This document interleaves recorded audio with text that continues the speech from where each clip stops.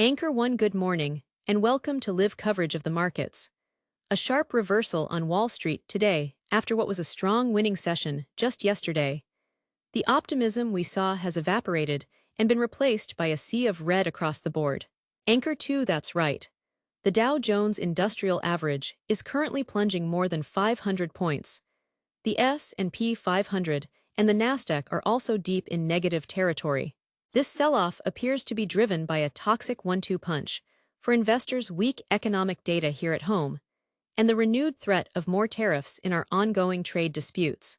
Anchor 1, let's break down that first punch, the economic data. The big number this morning was the ISM Manufacturing Index.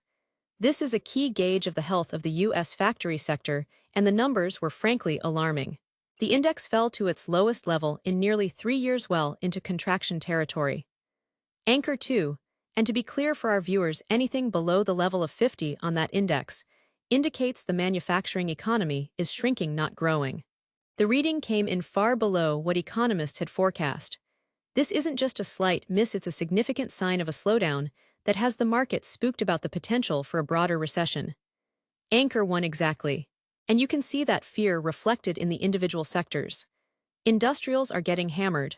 Look at names like Caterpillar and 3M, both down significantly on the day.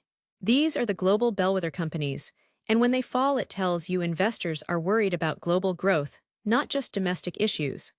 The selling is broad and it is deep. Anchor 2, compounding that economic anxiety, is the second punch, the tariff threats. Overnight reports surfaced that the administration is weighing yet another round of tariffs on imported goods. The rhetoric is escalating, and the market hates uncertainty. Each time this happens, we see a flight from risk. Anchor 1, this new round of threats seems to be targeting consumer goods once again. That puts companies like Apple directly in the crosshairs. We're seeing tech stocks, particularly those with heavy international supply chains, take a big hit. The Nasdaq is actually underperforming the Dow right now, which tells you where the market perceives the most immediate threat to be. Anchor 2, it creates a huge dilemma for these companies. They either have to absorb the cost of the tariffs, which hurts their profit margins, or they have to pass those costs onto consumers in the form of higher prices. Higher prices could dampen consumer spending, which is the main pillar holding up the U.S. economy right now.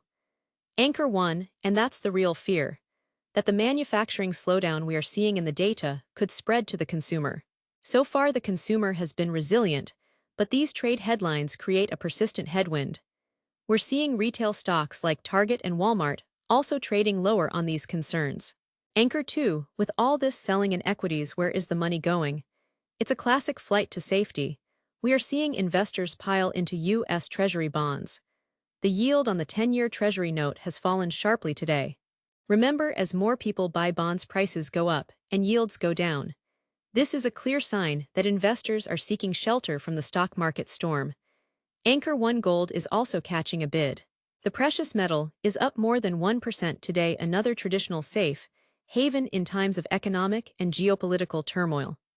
The volatility index, often called the market's fear gauge, is spiking higher today, up over 20%. There is palpable fear in this market. Anchor 2, so to recap, what started as a promising week has taken a very dark turn. Yesterday's rally is a distant memory. Today, investors are contending with a slowing manufacturing sector and the persistent threat of a trade war with no end in sight. The Dow is struggling to find a bottom here, down over 500 points. Anchor 1, the key question now is whether this is a one-day event or the start of a more significant correction. All eyes will be on upcoming data to see if this weakness is contained or spreading. And of course, everyone will be watching Washington for any further developments on the trade front. The market is on edge and looking for direction. Anchor 2, we will continue to track these developing stories and bring you the latest numbers as they cross the wire. Stay with us for continuing live coverage of this major market sell-off. We'll be right back.